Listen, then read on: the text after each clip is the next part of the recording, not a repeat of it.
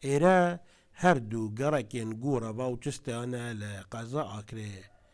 اوه کونترین گرکین نشتجبوین آکره بوینه. سیمای جوانی و میجوی و دیرو کاباجه آکره دوان هر دو تا خاندا دیار دبید.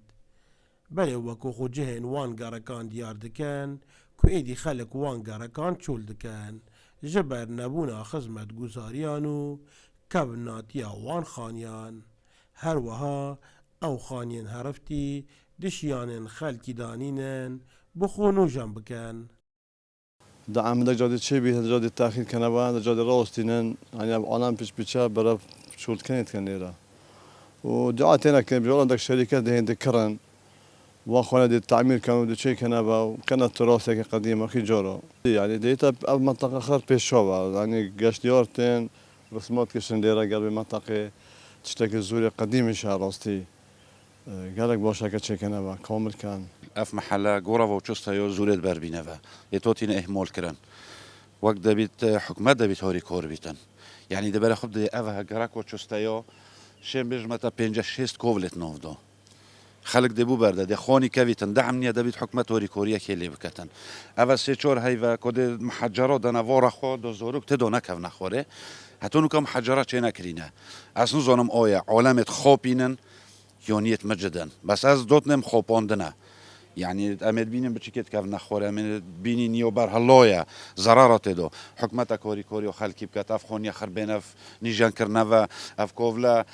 يعني راستي يو كريتا بيش شوف قالك جودي هيد براه كصحفي تند تصوير كان والله محلو تشتهو غورافون نمونيه بس مع الاسف حكمت شوف يخون نوكته يو ايه مول كري ریوبریا شونوارین آکره پروژه بو سخبیرگرون و نوجان کرنا چندین خانیان ین وان گرکان اخسینه ده برنامه کار خدا اوه پینگاوا ایکیه بو دوباره آودان کرنا وان گرکان. پروژه ما آماده کردیم دیگر دام دستگین دین پیونده لسنوری دور آکری جبه که کو ما زونک دستشان کردیم کو دیوی زونه دام هند خانی دستشان کردیم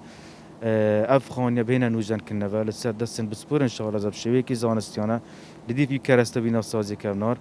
ولی آینده دا اگر هاتو اف پلانم هات جبه جکرن دیویت اگر وی که کو ببینه جین گشتیاره و کو هتل و موتل و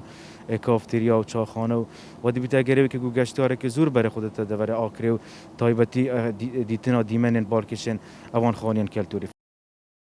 شینوار ناسک جی دیار دکت که سخبیری کرنا وان آواهین وان گرکان زندی کرنا با شوناسا باجر آکریه و دی بیت پینگاوک بو گشه کرنا بزاوا گشتیاری لوی دوره. بله درێخی ناکەین لەبەرەوەی خانێک کەلتوری یەکێک لە سیمایەت گەشتیاری زۆر گرنگە ئاکرێش بەو خانێک کەلتوریانە جێگەی دەتوانم لەم سرن ڕاکێشی گەشتیارانە لۆ ئەو ناوچەیە هێمایەکی زۆر گرنگ دەدا ئەو خانیانە بە درێژایی مێژوو دروست کراوە بگرە لە سەردەمی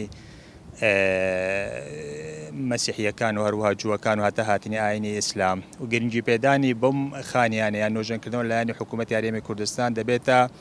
هۆی زیاتر ڕاکێشانی گەشتیاران و دەبێتە داهاتێک بۆ حکوومەتی هەرێمی کوردستان و زیاتر ئاشناکردنی مێژوو کەلتوری کوردستان بە خەڵکی ناوە و دەرەوەی کوردستان. ماوەی چەند ساڵەکایە هەردوو گەڕەکین گۆڕەوا و چستەیە بەرەف چولبوونێ دەچیت و هێدی هێدی کەب نەخانی و کاڤل یە لێزە دەدەبن ئەف چەندەژی ڤەدگەڕێت بۆ بایەخنەدانە حکوومەتێ بوان هەردوو گەڕەکان. اسماعیل سەعید دەستگەهی میدیای بادینان ئاکرێ.